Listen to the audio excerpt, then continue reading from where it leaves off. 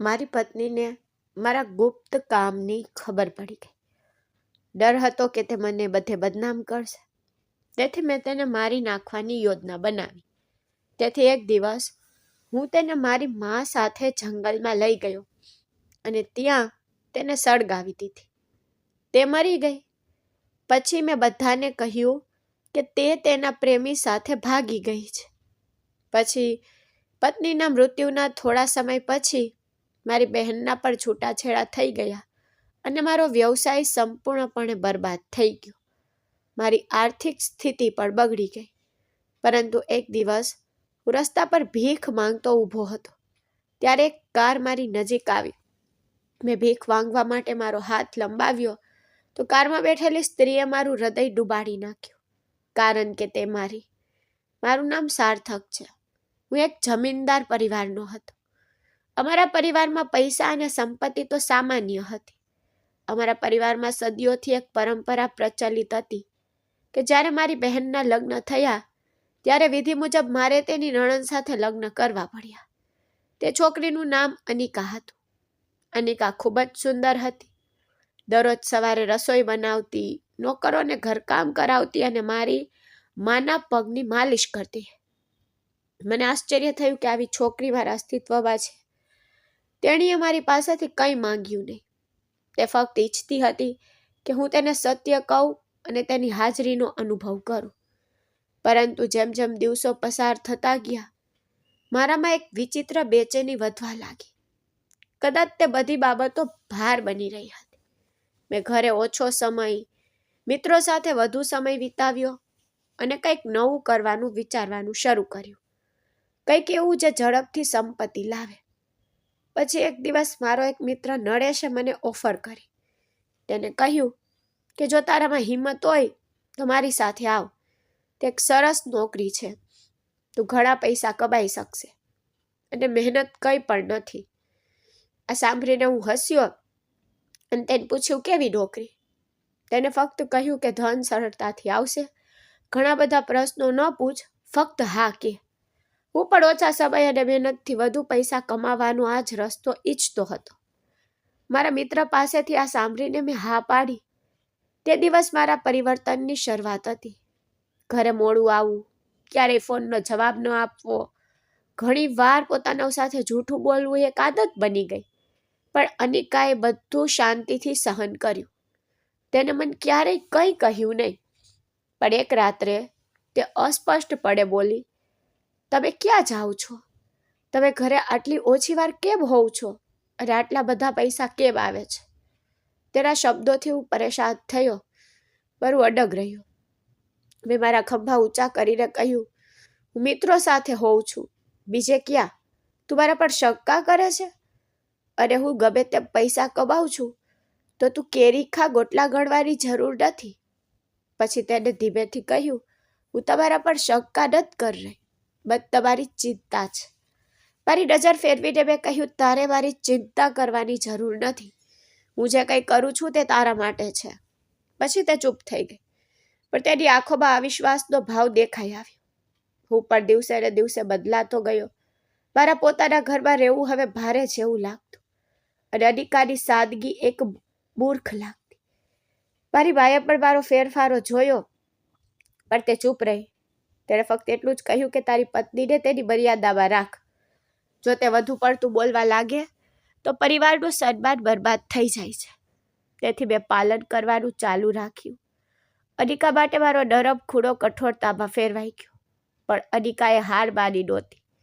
દરરોજ હું ઘરે પહોંચું ત્યાં સુધી મારી રાહ જોતી, દરવાજા પર ઊભી રહેતી.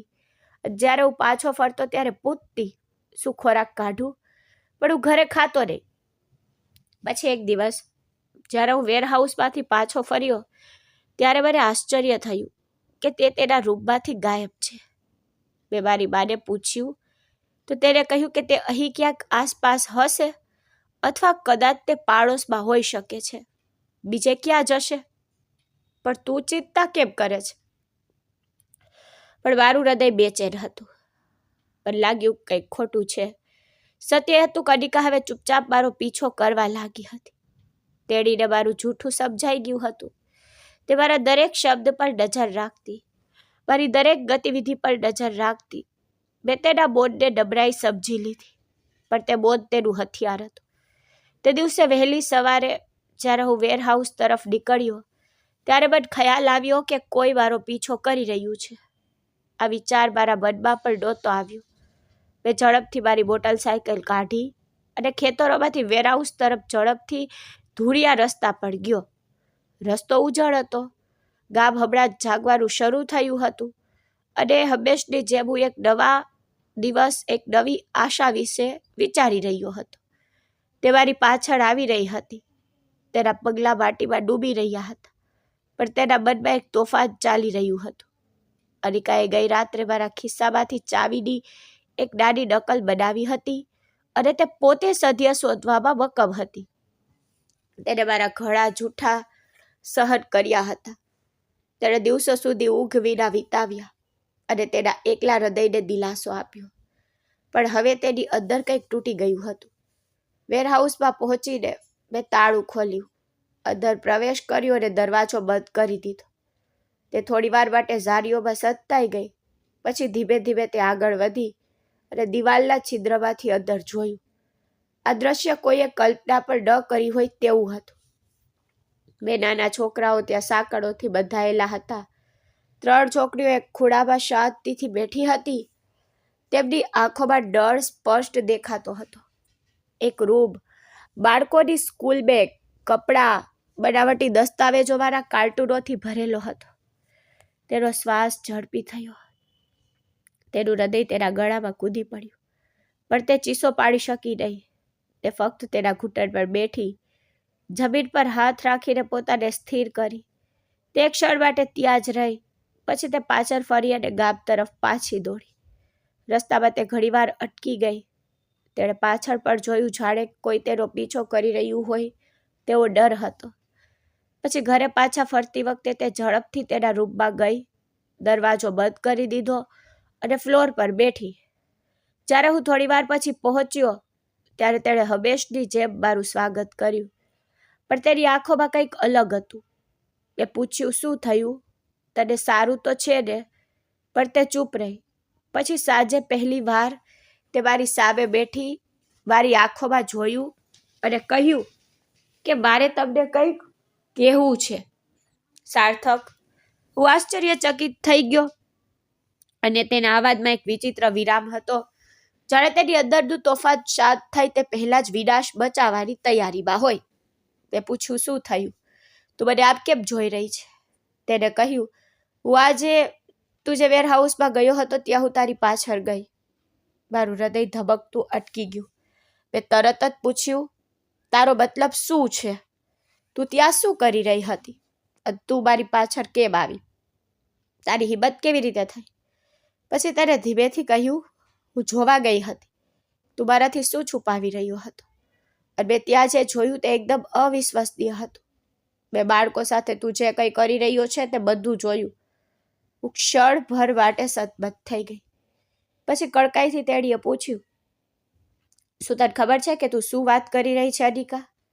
તેને જવાબ આપ્યો, હા, હું બધું જાણું છું અને હવે હું બધાને સત્ય કહીશ. આ એક શબ્દે મારા રૂવાટા ઊભા કરી દીધા. મને તરત જ મારી માનો વિચાર આવ્યો. મને લાગ્યું કે જો અનિકા તેનું મોં ખોલશે તો માત્ર મારું કામ જ નહીં, પણ અમારી ઇજ્જત પણ બરબાદ થઈ જશે. મેં તેને બળજબરીથી રૂમમાંથી ખેંચીને મારી બા પાસે લઈ ગયો. તો બાએ ગુસ્સામાં પૂછ્યું, શું થયું? તે કેમ ચીસો પાડી રહી છે?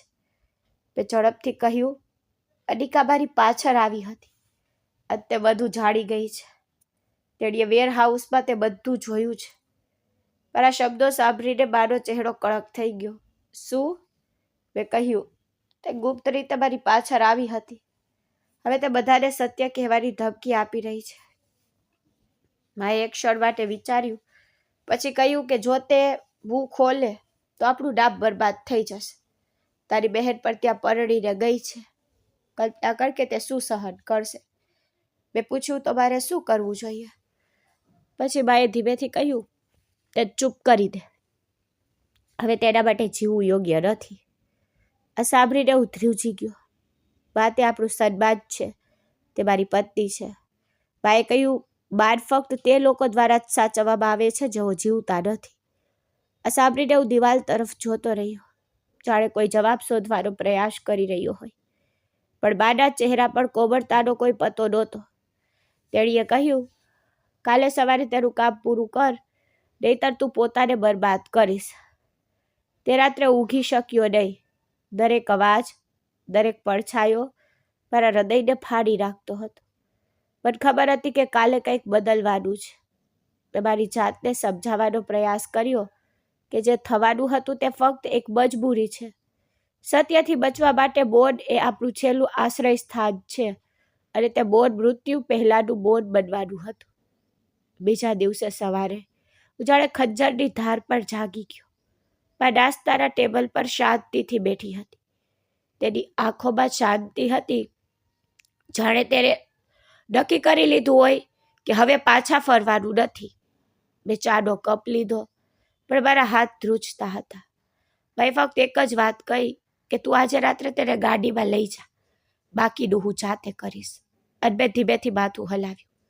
લાકડાની જેમ કડક. દિવસ દરમિયાન હું અનિકા સાથે એવી રીતે વાતો કરતો જાણે કંઈ થયું જ ન હોય. તે પણ હવે વધારે બોલતી નહોતી. તેણીએ ફક્ત આંખોથી પ્રશ્નો પૂછ્યા જેનો હું જવાબ આપી શક્યો નહીં. સાંજના સુમારે મેં પેટ્રોલની બોટલ, કેટલાક કપડાં, કેરોસીનની એક નાની બોટલ ભરેલી એક મોટી જૂની બેગ કાઢી. બધું એવું હતું કે અમે કોઈ વ્યક્તિને મારવા માટે નહીં, પણ કોઈ નાના શિકાર પર જઈ રહ્યા છીએ. પછી સાંજે મેં અનિકાને કહ્યું, બબી અમને થોડા દિવસો માટે મારી બહેનના ઘરે જવાનું સૂચન કરી રહી છે. તું થોડી ફ્રેશ થઈ જાય. તું તારા માતા પિતાના ઘરે પણ જઈ શકે છે. તેણીએ આશ્ચર્યથી મારી સામે જોયું, પછી ધીમેથી પૂછ્યું, શું ખરેખર એવું છે? મેં હસીને માથું હલાવ્યું. બાએ કહ્યું, તું ખૂબ થાકી ગઈ છે. થોડા દિવસ શહેરમાં રહેવું સારું રહેશે. તે ચૂપ રહી, પછી માથું હલાવ્યું. ગાડી નીકળી ગઈ. બાએ બેગ સીટ નીચે મૂકી અને અનિકા મારી સાથે આગળની સીટ પર બેઠી. રસ્તામાં તે બહાર જોતી રહી, ત્યારે હું મારી નજર રસ્તા પર રાખતો રહ્યો. અમે શહેર તરફ ગયા, પરંતુ થોડા અંતર પછી અમે એક ધૂળિયા રસ્તા પર વળ્યા. તે નિર્જન રસ્તો હતો. મેં તરત જ કહ્યું, આ શહેરમાં જવાનો બીજો શોર્ટકટ છે. ટ્રાફિક ઘણો હોય છે ને, આપણે અહીં સરળતાથી ત્યાં પહોંચી જઈશું. તેણીએ કોઈ જવાબ ન આપ્યો. ઉજળતા વધતી ગઈ. ચારે બાજુ ઝાડીઓ હતી. બધે શાંતિ, જાણે કુદરતને ખબર હોય કે અહીં કંઈક ખરાબ થવાનું છે. થોડી વાર પછી મેં કાર રોકી તો અનિકાએ પૂછ્યું, તમે અહીં કેમ કાર રોકી છે? મેં જવાબ આપ્યો, મારે ફક્ત કાર તપાસવાની જરૂર છે. મને એક વિચિત્ર અવાજ સંભળાઈ રહ્યો છે. મેં નીચે ઉતરીને દરવાજો ખોલ્યો. બબીએ ઝડપથી બેગ કાઢી અને મને ઈશારો કર્યો. જ્યારે મેં અચાનક તેના વાળ પકડીને તેને બહાર ખેંચી, ત્યારે અનિકા મૂંઝાઈ ગઈ. તેને બૂમ પાડી, તમે શું કરી રહ્યા છો? મને છોડી દો સાર્થક. બબીએ ઝડપથી પેટ્રોલની બોટલ ખોલી. અનિકા ચીસો પાડી રહી હતી. તમે પાગલ થઈ ગયા છો? તમે શું કરી રહ્યા છો? હું ચૂપ રહ્યો. હું ફક્ત ધ્રુજતા હાથે પેટ્રોલ છાંટતો રહ્યો. બબીએ આગ પ્રગટાવવા માટે કેરોસીન આપ્યું. અનિકા અમને વિનંતી કરવા લાગી, હું ભગવાનના સોગંદ આપું છું, આવું ના કરો. હું કોઈને નહીં કહું. બસ મને છોડી દો. મેં એક ક્ષણ માટે તેની આંખોમાં જોયું. ત્યાં મૃત્યુનો કોઈ ડર નહોતો, ફક્ત લાચારી હતી. પણ તે ક્ષણ પસાર થઈ ગઈ. પેટ સરગી ગઈ, તેમાં આગ લાગી ગઈ. બીજી ક્ષણે ધુમાડો નીકળવા લાગ્યો. અમે બંને ઝડપથી કારમાં બેસી ગયા, ઝડપથી ભાગી ગયા. થોડી વાર માટે પૃષ્ઠભૂમિમાં અનિકાની ચીસો સંભળાઈ. પછી ફક્ત શાંતિ હતી. અમે બંને રસ્તામાં મૌન હતા. બાએ કહ્યું, કોઈને ડાકે, ફક્ત કે તે ભાગી ગઈ છે. મેં પૂછ્યું, અને જો કોઈ પ્રશ્ન કરે તો આપણે શું કરીશું? બાએ કહ્યું, તારા કાકાનો દીકરો પોલીસમાં છે. હું તેને કહીશ અને રિપોર્ટ નોંધાવીશ, એમ કહીને કે તે કોઈને પ્રેમ કરતી હતી અને ઘર છોડીને પાછી ગઈ છે. પછી અમે ગામ પાછા ફર્યા. બાએ રડતા રડતા પાડોશીઓને જાહેરાત કરી કે અમારી વહુ ભાગી ગઈ છે. અમને ખબર નથી કે તેને કોની સાથે અમારું બહુ કાળું કર્યું. હવે પોલીસ સ્ટેશનમાં રિપોર્ટ નોંધાવ્યો, જ્યાં અમને સળગી ગયેલી લાશ બતાવવામાં આવી.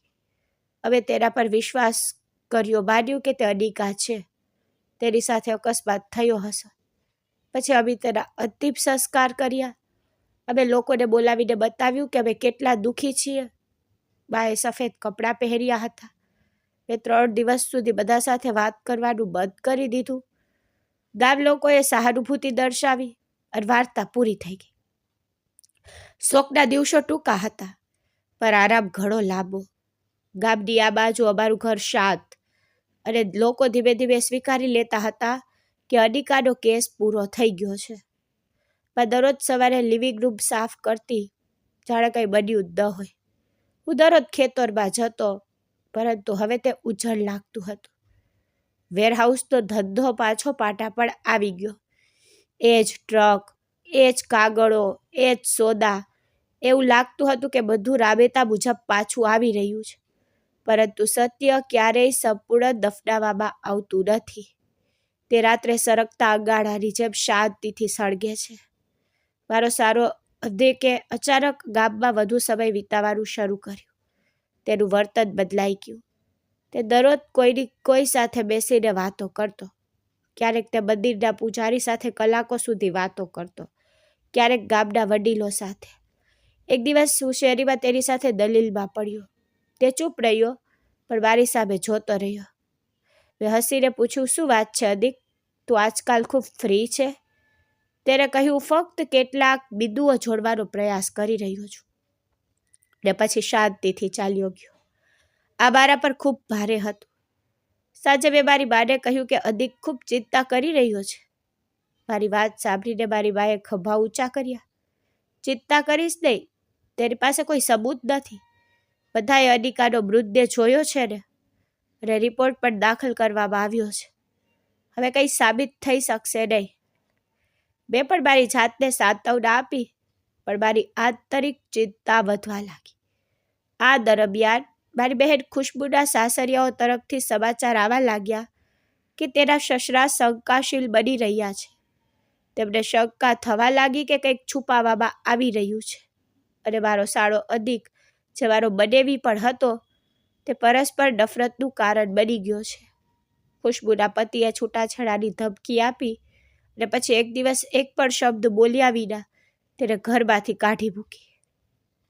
મારી બહેન મારી બાના ખોળામાં માથું રાખીને રડતી રહી, અને મારી બા કહેતી રહી કે આ દીકરીઓનું ભાગ્ય છે. તે દિવસથી મારા અંદર કંઈક તૂટવા લાગ્યું. મેં કામ પર ધ્યાન કેન્દ્રિત કરવાનો પ્રયાસ કર્યો, પરંતુ વેરહાઉસમાં એક નવી સમસ્યા ઊભી થઈ. પોલીસે અચાનક મુલાકાત લઈ લીધી. બધું સ્પષ્ટ હતું, પરંતુ તેમના પ્રશ્નો સૂક્ષ્મ હતા, જે સૂચવે છે કે દસ્તાવેજો સાચા નથી લાગતા. મેં કહ્યું, મને કાગળો બતાવો. પણ મને ખ્યાલ આવ્યો કે મારી પર નજર રાખવામાં આવી રહી છે. બીજા અઠવાડિયે અમારા 2 ટ્રક રોકી દેવામાં આવ્યા, માલ જપ્ત કરવામાં આવ્યો, ડ્રાઈવરની કલાકો સુધી પૂછપરછ કરવામાં આવી. મને એક ફોન આવ્યો, જેમાં કહેવામાં આવ્યું હતું કે સાહેબ, પોલીસે ઘણા પ્રશ્નો પૂછ્યા છે, હવે રોજનું કામ મુશ્કેલ છે. મેં તેમને આશ્વાસન આપ્યું, કહ્યું કે બધું સારું થઈ જશે, ચિંતા કરશો નહીં. પણ મને ખબર હતી કે બધું બરાબર નથી ચાલી રહ્યું. અદિકની જાસૂસી વધુ તીવ્ર બની. તે ગામના કેટલાક યુવાનોને પોતાની સાથે લાવ્યો, અને એક દિવસ એક નિવેદન બહાર પાડવામાં આવ્યું, જેમાં કહેવામાં આવ્યું કે જે કોઈ અમારી બહેનોના સન્માનને નુકસાન પહોંચાડશે તેને જવાબદાર ઠેરવવામાં આવશે. લોકો ચૂપ રહ્યા. મેં થોડા દિવસો માટે શહેરમાં જવાનું વિચાર્યું, પરંતુ મારી બાએ કહ્યું કે આ ભાગવાનો સમય નથી, બસ અહીં જ રહે, જાણે કંઈ થયું જ ન હોય. મેં માથું હલાવ્યું, પણ રાત્રિની ઊંઘ ઉડી ગઈ હતી. એક રાત્રે મેં વેરહાઉસની બહાર વાહનની લાઇટ જોઈ. હું દોડતો તો જોયું કે તે એક પોલીસ સહયોગી હતો, અને તેઓ દૂરથી જ જોયું હતું. બીજા દિવસે અખબારમાં એક નાનો કોલમ પ્રકાશિત થયો. એક ગામમાં એક દાણાચોરીનું નેટવર્ક ખુલ્લું પડી ગયું છે. કોઈ નામ નહોતું, પણ સમાચાર સ્પષ્ટ હતા. મારી બાએ મારા હાથમાંથી અખબાર છીનવી લીધું અને તેને ચૂલામાં બારી રાખ્યું. તેણીએ કહ્યું કે આ બધું ફક્ત એક સંયોગ છે, હજુ સુધી કંઈ સાબિત થયું નથી. પણ મને ખબર હતી કે તે સંયોગ નહોતો. આ તે દિવસ હતો જેણે બધું બદલી નાખ્યું. તે સાંજે અદિક મારા દરવાજા પર આવ્યો. તેણે એક જૂનો મોબાઈલ ફોન પકડ્યો હતો. તેણે કહ્યું કે તે અનિકાનો ફોન છે જે તે છુપાવ્યો હતો, પણ મારી પાસે બેકઅપ કોપી હતી. હવે જોવાનું બાકી છે કે પોલીસ કે આખું ગામ પહેલાં જોશે. આ સાથે તે ચાલ્યો ગયો. હું શેરીની વચ્ચે એવી રીતે ઊભો રહ્યો કે જાણે મારા પગ નીચેથી જમીન સરકી ગઈ હોય. અમે જે જૂઠાણની દિવાલો ખૂબ જ મજબૂત રીતે બનાવી હતી તે ધ્રુજી રહી હતી, અને મને ખબર હતી કે એક ધક્કો લાગશે, બધું તૂટી વળશે. આકાશમાં સૂર્ય ઝરહળતો ચમકતો હતો. ગામના બાળકો કાદવમાં ખુલ્લા પગે દોડતા હતા, અને સ્ત્રીઓ પાણી ભરવા માટે લાઈનમાં ઊભી હતી. મોંઘવારી અને બેરોજગારીએ દરેક ચહેરા પર પડછાયો નાખ્યો હતો. હું એક ઝાડ નીચે બેઠો મારા એકાઉન્ટ રજિસ્ટર પર આંગળી કરી રહ્યો હતો ત્યારે એક બાળક દોડતો આવ્યો. અંકલ, રેશન વાહન આવી રહ્યું છે. મેં આશ્ચર્યથી ઉપર જોયું. પછી મેં રજિસ્ટર બંધ કર્યું અને ઊભો થયો. મેં વિચાર્યું, સારું, જો આ તક મળે તો હું થોડું રાશન મળી જશે, સારું રહેશે. છોટા મારા શાકભાજી પૂરા થઈ ગયા છે. લોકો ગામના ખેતરમાં ભેગા થયા. હું શાંતિથી ગયો, લાઈનમાં જોડાયો. સૂર્ય મધ્ય હતો. લોકો ગરમીમાં છાયો શોધી રહ્યા હતા. મારી સામે 2 માણસો બડબડાટ કરી રહ્યા હતા. મેં સાંભળ્યું છે કે આ વખતે રાશનનો સારો પુરવઠો છે. એક એનજીઓ તેનું વિતરણ કરી રહ્યું છે. તેઓ શહેરમાંથી આવ્યા છે. મેં ધ્યાનથી સાંભળ્યું પણ બહુ રસ નહોતો. પણ હવે રાશન મારી જરૂરિયાત બની ગયું, લાગણી નહીં. મારું જીવન ભય અને જૂઠાણની ગણતરી હતું. પછી અવાજ આવ્યો. કોઈએ કહ્યું, જુઓ, મોટી કાર આવી છે. કદાચ વરિષ્ઠ અધિકારી પોતે આવી ગયા છે. બધાની નજર ફરી ગઈ. એક મોટી ચમકતી સફેદ કાર આવી, ધૂળ ફેલાવતી અને ભીડથી થોડે દૂર અટકી ગઈ. કારનો દરવાજો ખુલ્યો. એક સ્ત્રી બહાર નીકળી. શરૂઆતમાં સૂર્યપ્રકાશથી તેનો ચહેરો ઢંકાઈ ગયો હતો, પરંતુ જેમ જેમ તે આગળ વધતી ગઈ, ઉસદ બંધ થઈ ગયો. તે હતી. મારા ગળામાં કાંટા ચોંટી ગયા. મારી જીભ સુકાઈ ગઈ. બે આંખો બીચી, પણ દ્રશ્ય યથાવત રહ્યું. એ જ નકશો, એ જ લાંબા વાળ, એ જ સાદા કપડાં, પણ આ વખતે કંઈક અલગ. તે હજી બોન હતી, પણ તેના બોનમાં શક્તિ હતી. તે હસતી હતી અને લોકો સાથે વાત કરી રહી હતી. હાથમાં રાશનની થેલીઓ પકડીને તે સ્ત્રીઓને આપી રહી હતી. તે બાળકોના માથા પર હાથ મૂકી રહી હતી. મારી બાજુમાં ઊભેલી વ્યક્તિએ નીચા અવાજે કહ્યું, તે ખૂબ જ સારી લાગે છે. તે કોઈ એનજીઓમાંથી આવી હોય તેવું લાગે છે. મેં તેની વાત સાંભળવા માટે મારી ગરદન ઊંચી કરી તો મારા પગલાં ભારે થઈ ગયા, પણ મને આગળ વધવાની હિંમત ન થઈ. પછી અચાનક તે સીધી મારી બાજુમાં આવી. તેની આંખો હવે મારી સામે હતી. જ્યારે મેં નજીકથી જોયું ત્યારે તેના ચહેરાનો એક ભાગ થોડો બળી ગયો હતો, પરંતુ તેની નજર ડાઘ પાછળ જીવત રહી. તેણીએ કંઈ કહ્યું નહીં. તેણીએ ફક્ત મારા પગ પાસે એક થેલી મૂકી. પછી નરમ અવાજમાં કહ્યું, હવે તારો મરવાનો વારો છે. આ શબ્દો વીજળીની જેમ મારામાં ગૂંજ્યા. હું બહેરો થઈ ગયો. મારામાં એક સમાધિ છવાઈ ગઈ. મારું મન ભૂતકાળના ઝગમગાટથી ભરાઈ ગયું. આગ, મારી બા નિકા અને તે ક્ષણ જ્યારે મેં દિવાસરી પ્રગટાવી હતી. બધું મારી આંખો સમક્ષ ફ્રેમની જેમ ચમક્યું. હું ધ્રુજી ગયો. મેં હાથ લટકાવ્યો અને કંઈક પકડવાનો પ્રયાસ કર્યો, પરંતુ મારા હાથ હવામાં લટકતા રહ્યા. તે પહેલાંથી દૂર થઈ ગઈ હતી. તે ધીમે ધીમે તેની કાર તરફ પાછી ફરી. બધા તેની આસપાસ હતા. કેટલાક તેને આશીર્વાદ આપી રહ્યા હતા, અન્ય તેનો આભાર માનતા હતા. તેણીએ બધા સાથે એવું વર્તન કર્યું જાણે કોઈએ તેને ક્યારેય બાળવાનો પ્રયાસ કર્યો ન હોય. ગાડીમાં બેસતા પહેલાં તેણીએ મારી તરફ પાછળ ફરીને જોયું. તે નજરમાં નફરત હતી. તે ફક્ત એક ઘોષણા હતી, રમત પૂરી થઈ ગઈ છે તેવી ઘોષણા, અને હવે ગણતરી કરવાનો સમય આવી ગયો છે. મેં મારી નજર નીચે કરી, જાણે તેની નજર મારી અંતર આત્માને ફાડી નાખે. ગાડી ફરવા લાગી, ધૂળ પૂરી, અને તે દ્રશ્ય મારી નજરમાંથી ગાયબ થઈ ગયું. પણ તેની હાજરી ગામડાના વાતાવરણમાં ફેલાઈ ગઈ હોય તેવું લાગ્યું. બધા તેના વિશે વાત કરવા લાગ્યા કે તે ખૂબ જ સારી સ્ત્રી છે. તોએ સાંભળ્યું હતું કે તે બાળકો માટે કામ કરે છે. કોઈને ખબર છે કે તે ક્યાંથી આવી છે. લોકો કહે છે કે તે પોતે કોઈ પ્રકારના જુલ્મમાંથી બચી ગઈ હતી. હવે તે બીજાઓને બચાવી રહી છે. મેં દરેક અવાજ સાંભળ્યો પણ બોલી શક્યો નહીં. જ્યારે હું ઘરે પહોંચ્યો ત્યારે મારી બા દરવાજા પર બેઠી હતી, ચૂલો સળગાવી રહી હતી. મેં તેને ફક્ત કહ્યું, મમ્મી તે જીવિત છે. મારી બાએ મને આશ્ચર્યચકિત થઈને કહ્યું, કોણ? મેં જવાબ આપ્યો, અનિકા. ત્યાં જ રાશન વેચવા આવી હતી. તેને બધું જોયું. મારી બાના હાથમાંથી ચીપિયો પડી ગયો. તેને પૂછ્યું, આ કેવી રીતે શક્ય છે? મેં તેને અટકાવી, આ શક્ય છે મમ્મી, ભગવાનનું કામ છે. મમ્મીએ ઝડપથી દરવાજો બંધ કરી દીધો. કોઈને ના કહેશે, આ બધું ફક્ત એક ભ્રમ છે. મેં જવાબ આપ્યો, ના મમ્મી, તે જીવિત છે અને તે પાછી આવી ગઈ છે. અમે બંને ચૂપ થઈ ગયા.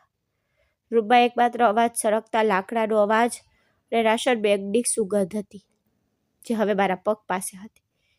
એવું લાગતું હતું કે અનિકાએ તેના પાછા ફરવાની યાદ પર મોહર મારી દીધી છે. જે દિવસે અનિકાએ રાશન બેગ સાથે તેના મોત સંદેશ મારા પગ પાસે છોડી દીધા, તેને 2 અઠવાડિયા વીતી ગયા. હવે હું દરરોજ ડરમાં જીવતો કે આ દ્રશ્ય પાછું આવશે. પરંતુ મને ખ્યાલ નહોતો કે આ વખતે ફક્ત દ્રશ્ય જ નહીં, પરંતુ આખું એકાઉન્ટ મારા પર પડ્યું છે. સવારનો સમય હતો. સૂર્યના પહેલા કિરણો ફક્ત જમીનને પ્રકાશિત કરી રહ્યા હતા. ત્યારે અચાનક દરવાજો જોરથી ખટખટ્યો. બા ગભરાટમાં જાગી ગઈ. જ્યારે મેં દરવાજો ખોલ્યો ત્યારે 8 પોલીસ કર્મીઓ ત્યાં ઊભા હતા. એક અધિકારીએ મારું નામ બોલ્યું. મેં કહ્યું, હા, હું સાર્થક છું. તેને કહ્યું, બાળકોના ગેરકાયદેસર અપહરણ બદલે તમારી ધરપકડ કરવામાં આવી છે. મારા પગ નીચેથી જમીન સરકી ગઈ.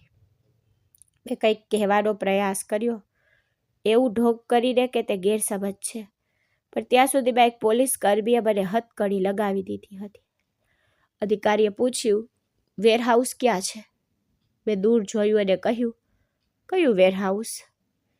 એક પોલીસ કર્મી આગળ વધીને મારો કોલર પકડ્યો અને કહ્યું, એ જ વેરહાઉસ જેની ખબર અમને તે વિડીયોમાંથી મળી છે. તેને પોતાનો ફોન કાઢ્યો અને મને બતાવ્યો. અનિકાના રેકોર્ડ કરેલા વિડીયોમાં બાળકોને સાંકળોથી બાંધેલા અને હું તેમની સાથે વાટાઘાટો કરતો દેખાડવામાં આવ્યો, પરંતુ એક પણ શબ્દ બોલી શક્યો નહીં. મારી વાર્તાઓ જે એક સમયે મકાન માલિકોનું ગૌરવ હતી, હવે અખબારોમાં બ્રેકિંગ ન્યૂઝ બનવાની હતી. પોલીસ મને કાર સુધી ખેંચી ગઈ. બહાર પાડોશીઓ ભેગા થઈ ગયા. એક વૃદ્ધ મહિલાએ તો મારા ચહેરા પર થૂકી મને કહ્યું, અમે તને સન્માન આપ્યું અને તે બાળકોના જીવ વેચી દીધા. એક યુવાને બૂમ પાડી, આવા લોકોને તે પાઠ ભણાવવો જોઈએ. મારા પગલાં ડગમગી રહ્યા હતા, પરંતુ હથકડીએ મને સીધો ચાલવા મજબૂર કર્યો. પોલીસે વેરહાઉસ પર દરોડો પાડ્યો અને ડઝનેક બાળકોને બચાવી લેવામાં આવ્યો. બાળકો ખૂબ જ ખુશ હતા. એક છોકરાએ બૂમ પાડી, તેણે અમને માર્યા, તેણે અમને વેચી દીધા. વિડીયો, ફોટા અને નકલી ઓળખપત્રો બધું જપ્ત કરવામાં આવ્યું. ન્યૂઝ ચેનલો પર બ્રેકિંગ ન્યૂઝ આવ્યા કે સાર્થક મકાન માલિક અને ઉદ્યોગપતિની ધરપકડ. ડઝનબંધ બાળકો મળી આવ્યા છે. સાંજ સુધીમાં મારો ફોટો દરેક ચેનલ પર હતો. જૂની ફાઇલો બહાર કાઢવામાં આવી. મારા જૂના રેકોર્ડ શોધવામાં આવ્યા. ગઈકાલ સુધી મારી સાથે જે લોકો વ્યવસાય કરતા હતા, તેમણે હવે પોતાના ફોન બંધ કરી દીધા હતા. જે સંબંધીઓ આદરથી વાત કરતા હતા, તેઓ ભાગવા લાગ્યા. જેલમાં મારી પહેલી રાત ફ્લોર પર સૂતા વિચાર્યું કે તે કેવી રીતે બચી ગઈ. તે મરી ગઈ હતી. બીજા દિવસે એક ટીવી ન્યૂઝ પ્રોગ્રામમાં એન્કરે જાહેરાત કરી કે આજે અમે તમને તે બહાદુર મહિલાનો પરિચય કરાવીશું, જ્યાં સિસ્ટમ સામે એકલી ઊભી રહી. અનિકા, જાણે બાળી નાખવામાં આવી હતી, પણ બચી ગઈ. કેમેરો અનિકા પર કેન્દ્રિત હતો અને તે સાદા કપડામાં હતી. તેના ચહેરા પર સ્પષ્ટ બળી ગયેલા નિશાન હતા. પરંતુ તેની આંખોમાં કોઈ ધ્રુજારી નહોતી. હું મરવા માંગતી ન હતી, અનિકાએ કહ્યું, પણ ભગવાને મને બચાવી જેથી હું તેમના જેવા લોકોને ખુલ્લા પાડી શકું. એન્કરે પૂછ્યું, તમે આટલા મોટા નેટવર્કનો ખુલાસો કેવી રીતે કર્યો? તો અનિકાએ કહ્યું, હું હોસ્પિટલમાં હતી. મારી મહિનાઓ સુધી સારવાર ચાલી. એક અધિકારીએ મને સહારો આપ્યો. તેને મને બચાવી. પછી હું NGOમાં જોડાઈ અને ત્યાં મેં સત્ય માટે લડવાનું શીખ્યું. મેં બધા રેકોર્ડ કર્યા, વિડીયોઝ, દસ્તાવેજો અને મારી વિરુદ્ધ ઉપયોગમાં લેવાતી દરેક વસ્તુ તે મારા હાથમાં હતા. તેણીનો દરેક શબ્દ મારા હૃદયને ખીલીની જેમ વિધી રહ્યો હતો. જેલની દિવાલો હવે મારી છત રહી ન હતી, તે મારું મૃત્યુ બની રહી હતી. મારી મા મળવા આવી. તેની આંખોમાં આંસુ હતા. શું થયું દીકરા? આપણને લાગ્યું બધું સંભાળી લઈશું. મેં કહ્યું, આપણે જે વાવ્યું તે લડી રહ્યા છીએ બા. હવે ફક્ત સમય છે. અને આ દિવાલો. એક વકીલ મારી પાસે આવ્યો અને કહ્યું, તારી સામેનો કેસ અધૂરો છે. તેમાં ઓછામાં ઓછા 20 વર્ષ લાગી શકે છે. પરંતુ જો અનિકા માફ નહીં કરે તો તે આજીવન પણ કેદ હોઈ શકે છે. પણ માથું દબાવ્યું. મને ખબર હતી કે મને માફ કરવામાં તો આવશે નહીં. તે રાત્રે જેલની છત તરફ જોતા મેં વિચાર્યું કે આ સત્ય ક્યારેય મર્યું નહીં. તે ફક્ત સમયની રાહ જોઈ રહ્યું હતું. તે સમય આવ્યો અને મને ખૂબ મોડું સમજાયું. અનિકાનો ચહેરો મારી આંખો સામે ચમક્યો. તેનો અવાજ સરગવાનો. હવે તારો વારો છે. અનિકાનો વિડીયો ટીવી સ્ક્રીન પર વારંવાર આવતો હતો અને મારા જેલમાં રહેલા કેદીઓ તેને જોઈ રહ્યા હતા, જાણે તે બીજી દુનિયામાંથી આવી હોય.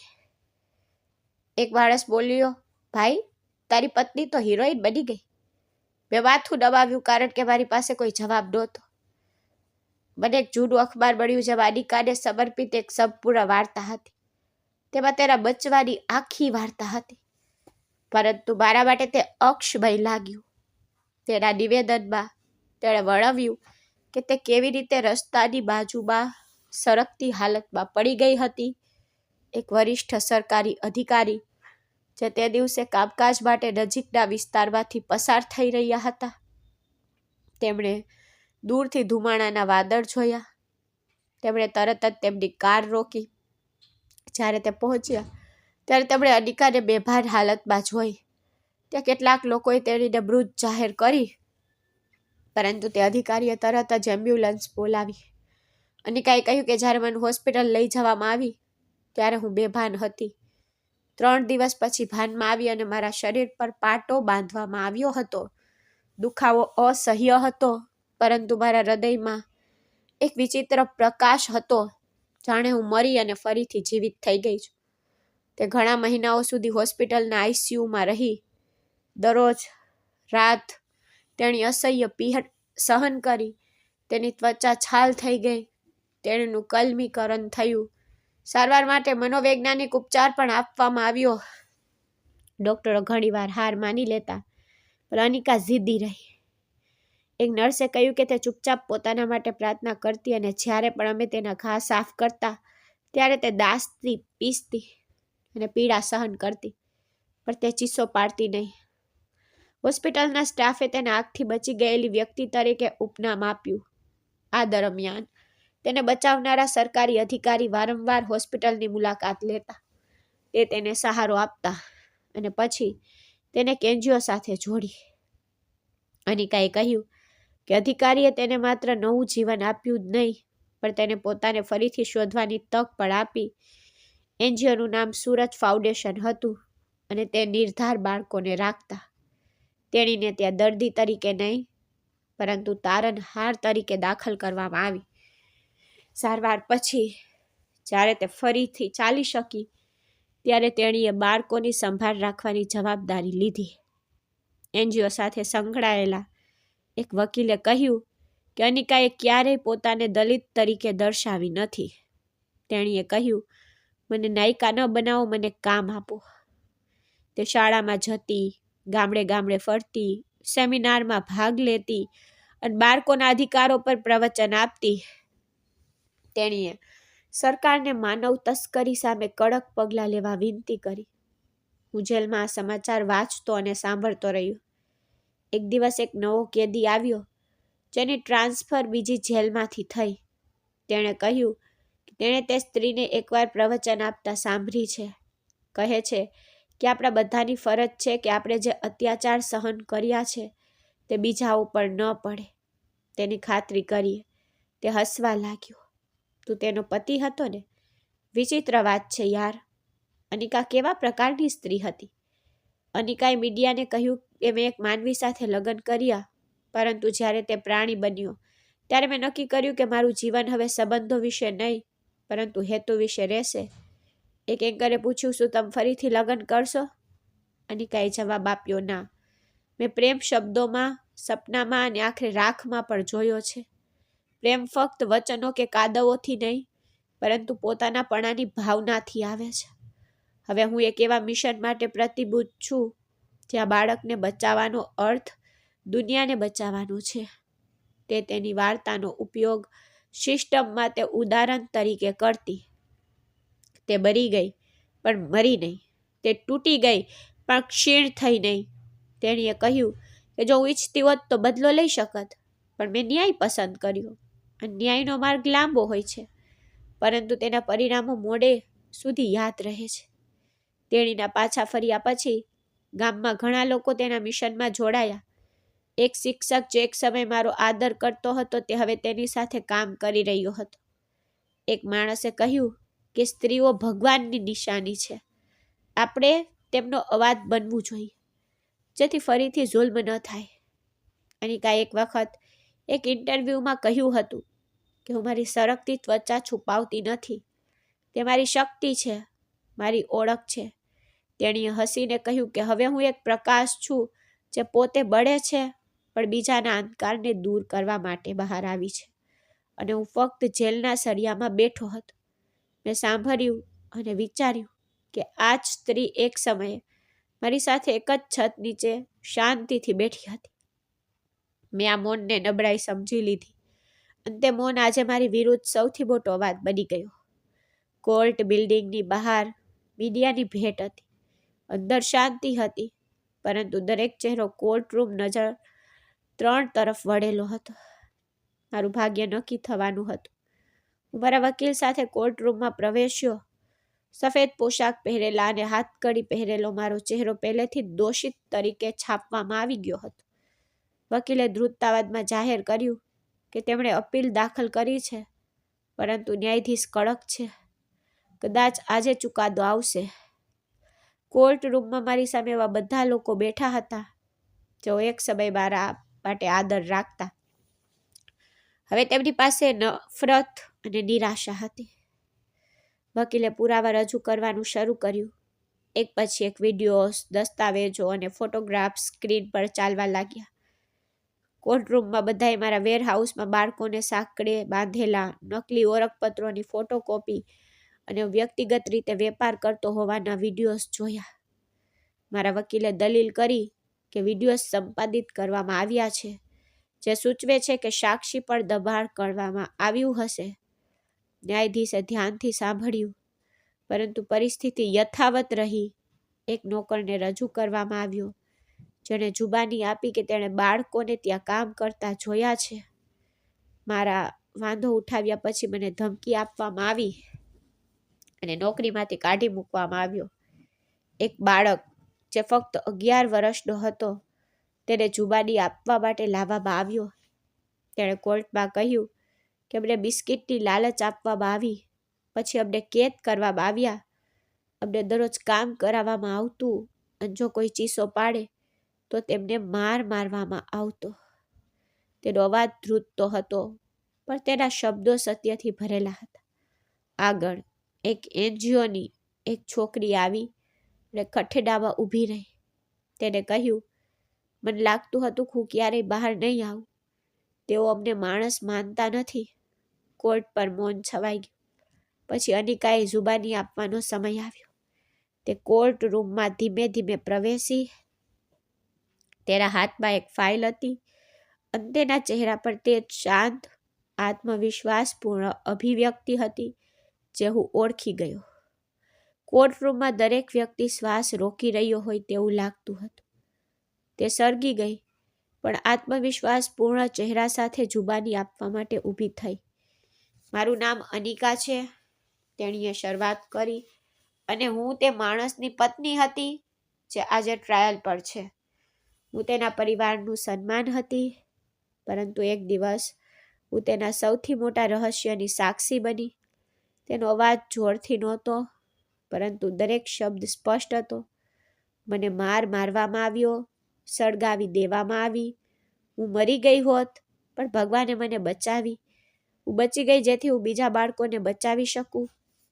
ન્યાયાધીશે પૂછ્યું, શું તમારી પાસે કોઈ પુરાવા કે જુબાની છે જે મદદ કરી શકે? અનિકાએ ફાઇલ ખોલીને કહ્યું, આ મારો મેડિકલ રિપોર્ટ છે, આ મારું પોલીસ સ્ટેટમેન્ટ છે, અને આ હોસ્પિટલના કાગળ છે, જેમાં લખ્યું છે કે હું મરી જવા છતાં બચી ગઈ. તેણે કોર્ટમાં એક પછી એક બધું રજૂ કર્યું. મારા વકીલે વાંધો ઉઠાવ્યો, સૂચવ્યું કે તે પતિ પત્ની સાથેની દુશ્મનાવટ હોઈ શકે છે, અને પ્રશ્ન કર્યો કે શું તેની પાસે આ નિવેદનોને ખોટા સાબિત કરવા માટે કોઈ બીજા સબૂત છે. વકીલે તેની નજર નીચી કરી. મેં આંખો બંધ કરી. ન્યાયાધીશે પોતાનો ચુકાદો સંભળાવવામાં 20 મિનિટ લીધી. જ્યારે તે પાછા ફર્યા ત્યારે કોર્ટ રૂમ ફરી એકવાર શાંત થઈ ગયો. બધા સાક્ષીઓ અને પુરાવાઓની તપાસ કર્યા પછી તે બાળકોની ગેરકાયદેસર હેરફેર અને લોકોની હત્યા માટે દોષિત છે. કોર્ટ તેને 15 વર્ષની જેલની સજા ફટકારી છે. મારું હૃદય એક ધબકારા ચૂકી ગયું. વકીલે મારા ખભા પર હાથ મૂક્યો. આપણે અપીલ કરવાનો પ્રયાસ કરીશું, પરંતુ હમણાં માટે પોલીસે મને હથકડી પહેરાવીને લઈ જવાનું શરૂ કર્યું. હું દરવાજા તરફ ગયો અને પાછળ જોયું. અનિકા ત્યાં ઊભી હતી. તેના ચહેરા પર રાહતનો ભાવ અને તેની આંખોમાં ચમક. કોઈ આંસુ નહીં, કોઈ આનંદ નહીં, ફક્ત એક મૌન ઘોષણા કે ન્યાય મળ્યો છે. હું જાણતો હતો કે તેણે મને ક્યારેય માફ કર્યો નથી. તેણે બદલો લીધો નહીં. તેણે મને મારા અંતરાત્મા પર છોડી દીધો. તે મારી કઠોર સજા હતી. દરરોજ જીવતા રહીને તેને શરણાગતિ આપવી એ જેલના સળિયા પાછળના દરેક માટે સમાન છે, પરંતુ મારા માટે દરેક સવાર એક નવો પડકાર લઈને આવી. શરૂઆતમાં મેં કોઈક રીતે સમય પસાર કરવાનો પ્રયાસ કર્યો. મેં કેદીઓ સાથે મિત્રતા કરી, પરંતુ ટૂંક સમયમાં મને ખ્યાલ આવ્યો કે આ જગ્યા ફક્ત શરીરને કેદ કરતી નથી, તે આત્માને પણ બેડીઓ બનાવે છે. હું રૂમના એક ખૂણામાં બેસવા લાગ્યો. મેં કાગળનો એક નાનો ટુકડો અને એક પેન ઉધાર લીધી. પછી મેં લખવાનું શરૂ કર્યું. પહેલા દિવસે મેં લખ્યું કે હું સાર્થક છું અને હું ખૂની નથી. હું ફક્ત લાચાર હતો. પરંતુ બીજી ક્ષણે મેં કાગળ ફાડી નાખ્યો, કારણ કે મારી અંતરાત્માએ મને કહ્યું કે ફરીથી ખોટું ન લખ. મેં દરરોજ કંઈક લખવાનો પ્રયાસ કર્યો, ક્યારેક બાળકો માટે, ક્યારેક મારી મા માટે, ક્યારેક તે સ્ત્રી માટે જે તેના દુઃખ છતાં મારા કરતાં સારી વ્યક્તિ બની ગઈ. પરંતુ દરેક વાક્ય પછી કલમ બંધ થઈ જતી, જાણે શબ્દો મારી આંગળીઓ છોડવાનો ઇનકાર કરતા હોય. એક દિવસ એક જેલગાર્ડે પૂછ્યું, તમે શું લખી રહ્યા છો સાર્થક? મેં હસીને કહ્યું, હું અફસોસની દિવાલ પર મારું નામ લખી રહ્યો છું. થોડા અઠવાડિયા પછી સમાચાર આવ્યા કે મારી માનું પણ અવસાન થઈ ગયું છે. તે ક્ષણ એવું લાગ્યું કે મારા હૃદય પર હથોડો વાગ્યો. જેલરે ફક્ત કહ્યું, જો તમે અંતિમ સંસ્કારમાં હાજરી આપવા માંગતા હોય તો વિનંતી લખો, પરંતુ મંજૂરી મુશ્કેલ છે. મેં વિનંતી લખી, પરંતુ બીજા દિવસે તે નકારી કાઢવામાં આવી. હું મારી કોટડીમાં સૂઈ રહ્યો હતો, છત તરફ જોતો રહ્યો. એક જ પ્રશ્ન મારા હૃદયને કોરી રહ્યો હતો કે જો મારી માને ખબર હોત કે તેનો પુત્ર આવા ગુનામાં દોષિત હશે તો શું તે મને જન્મ આપત? જ્યારે મારી બહેનના સમાચાર આવ્યા ત્યારે તે મારી મા સાથે રહેતી હતી. પુનર્લગ્ન કોઈ વિકલ્પ નહોતો. મારા કેસ પછી અદિકે તેને છોડી દીધી. મારા કારણે તેનું જીવન બનરસ્તો બની ગયો. તે કોઈને જવાબ આપતી નહોતી. તે ફક્ત મંદિરમાં બેસીને પ્રાર્થના કરતી કે ભગવાન મારા ભાઈને સાચા માર્ગ પર માર્ગદર્શન આપે અથવા તેને તેની સજા પૂર્ણ કરાવી દે, પરંતુ તેને સત્ય બતાવે. જેલની અંદર સમય સાપની જેમ સળગતો હોય તેવું લાગતું હતું. દરેક દિવાલ પર ખંજવાળ જેવો ગણાતો. એક દિવસ મેં કોટડીના એક ખૂણામાં લાકડાની એક નાની તકતી કોતરીને તેના પર હાથથી માફી લખી. દરરોજ સવારે તેને જોતો, મારી જાતને યાદ કરાવતો કે હું કેટલો મોટો ગુનેગાર છું. કોઈ દરવાજો હજુ પણ ખુલ્લો છે, કદાચ ભગવાનનો દરવાજો. એક દિવસ એનજીઓ સભ્યો કેદીઓને ભાષણ આપવા જેલમાં આવ્યા. તેમાં એક યુવતી પણ હતી જે બાળ સુરક્ષા વિશે વાત કરી રહી હતી. તેણીએ કહ્યું, આપણી પાસે એક રખવાલી છે જેણે પોતે જુલ્મ સહન કર્યો છે, પરંતુ હવે તે બીજાઓ માટે પ્રકાશ બની ગઈ છે. મારું હૃદય એક ધબકારા ચૂકી ગયું અને મેં ગાર્ડને પૂછ્યું, તે કોની વાત કરી રહી છે? તેણે જવાબ આપ્યો, અનિકા ફાઉન્ડેશન. તને ખબર હોવી જોઈએ, તે પોતાની વાતચીત પૂરી કરી શક્યો નહીં, પરંતુ મારામાં એક તોફાન મચી ગયું હતું. તે હજુ પણ કામ કરી રહી હતી, હજુ પણ બાળકો માટે લડી રહી હતી. બીજા દિવસે મેં તેના એનજીઓને એક પત્ર લખ્યો. શબ્દો ભાગ્યે જ નીકળ્યા. મેં હિંમત એકઠી કરીને લખ્યું, હું સાર્થક, કેદી નંબર 424, એક ગુનેગાર. હું સત્ય સ્વીકારવા આવ્યો છું. જો અનિકા પત્ર વાંચી રહી છે તો ફક્ત એટલું જાણી લે કે હું હવે તારો દુશ્મન નથી, પરંતુ તારા મિશનનો એક શાંત ભાગ છું. હું પ્રાર્થના કરું છું કે તમે તે સ્થાન મેળવો જે હું તમારી પાસેથી લેવા માંગતો હતો. મેં પત્ર મોકલ્યો, પણ કોઈ જવાબ ન મળ્યો. કદાચ એ ન આવવું જોઈતો હતો. હવે મારા જીવનનો દરેક દિવસ એક સજા છે, દરેક એક પસ્તાવો અને દરેક ક્ષણ એક અનુભૂતિ કે જો હું સમયને રોકી શકું તો હું તે ક્ષણને રોકીશ જ્યાં અનિકાએ કહ્યું હતું કે હવે હું તમને સત્ય કહીશ. મારા હાથમાંથી સમયની રેતી સરકી ગઈ અને હવે મેં ફક્ત ખાલી મુઠ્ઠી પકડી લીધી. જે મુઠ્ઠી એક સમયે અનિકાનો હાથ પકડી રાખતી હતી, તે હવે જેલના સળિયામાં બંધ હતી. તે દિવસે જેલનું વાતાવરણ સામાન્ય કરતાં અલગ હતું. કેદીઓ લાઈનમાં ઊભા હતા અને રક્ષકોની ગતિવિધિઓ વધી ગઈ હતી. જેલરે જાહેરાત કરી કે આજે એક ફાઉન્ડેશનના વ્યાખ્યાતોએ કેદીઓના પુનરાવર્તનમાં મદદ કરવા માટે આવશે. દરેકને હાજર રહેવાની જરૂર છે. હું માથું નમાવીને બેઠો. નવા ચહેરા, નવા અવાજો સાંભળી રહ્યો હતો. મારા માટે તે બધું ફક્ત અવાજ હતું. બપોરે હથકડીઓ દૂર કરવામાં આવી. દરેકને હોલમાં લઈ જવામાં આવ્યા. ત્યાં એનજીઓ ટીમ પહેલેથી જ હાજર હતી. યુવાન છોકરી, કેટલાક પુરુષો અને તેમની સાથે કેટલાક બાળકો. એ જ બાળકો જે એક સમયે મારા જેવા લોકોનો ભોગ બન્યા હતા, પરંતુ હવે તેઓ તેમના માટે રોલ મોડેલ બની ગયા હતા. તેઓએ કાર્યક્રમ શરૂ કર્યો. બાળકોએ કવિતાઓ વાંચી. ફાઉન્ડેશનના સભ્યો સ્ટેજ પર આવ્યા અને ભાષણો આપ્યા. બાળકોના અધિકારો અને સલામતીનો ઉપદેશ આપ્યો.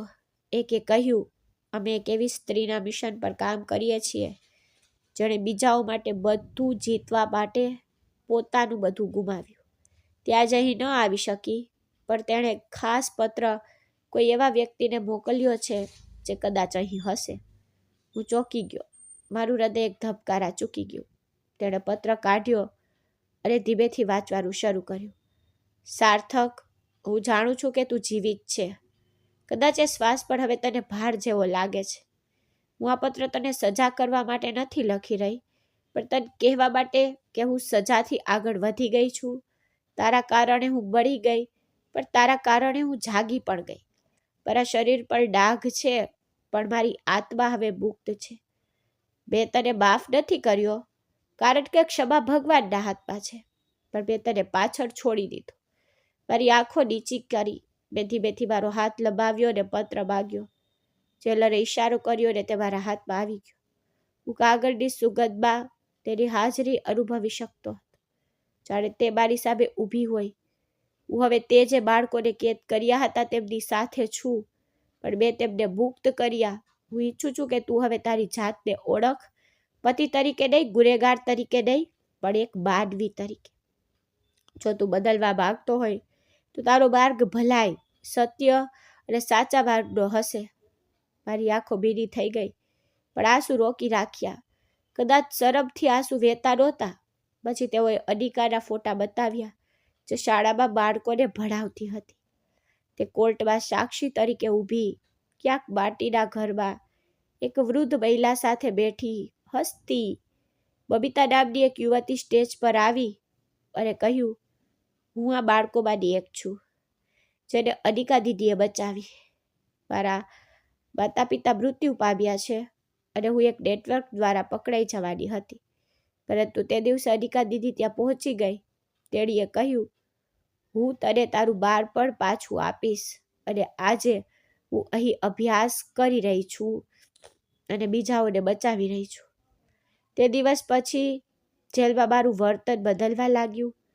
મેં દરરોજ તે વ્યાખ્યાનોમાં હાજરી આપવાનું શરૂ કર્યું. એક દિવસ તો કહ્યું કે જો તમે ઈચ્છો તો અમે અમારા એનજીઓમાં બાળકોને શીખવવા માટે તમે લખેલી આ પંક્તિઓનો ઉપયોગ કરી શકીએ છીએ. મને મંજૂરી આપો. મેં માથું હલાવ્યું. મેં બધું લખવાનું શરૂ કર્યું કે વાર્તાઓ, કવિતાઓ, બાળકો માટે પાઠ. એક દિવસ મેં અનિકાને બીજો પત્ર લખ્યો. અનિકા, મારો બીજો પત્ર છે અને કદાચ મારો છેલ્લો. આ વખતે હું કંઈ માગતો નથી, પરંતુ કંઈક આપવા માગું છું. એક વચન કે હું કદાચ તારા મિશનનો ભાગ ન બની શકું, પરંતુ હું ક્યારેય તેની વિરુદ્ધ નહીં જાઉં. હું અહીં જેલમાં શીખી રહ્યો છું જે હું પોતે શીખી શક્યો નહીં, ધીરજ અને બલિદાન.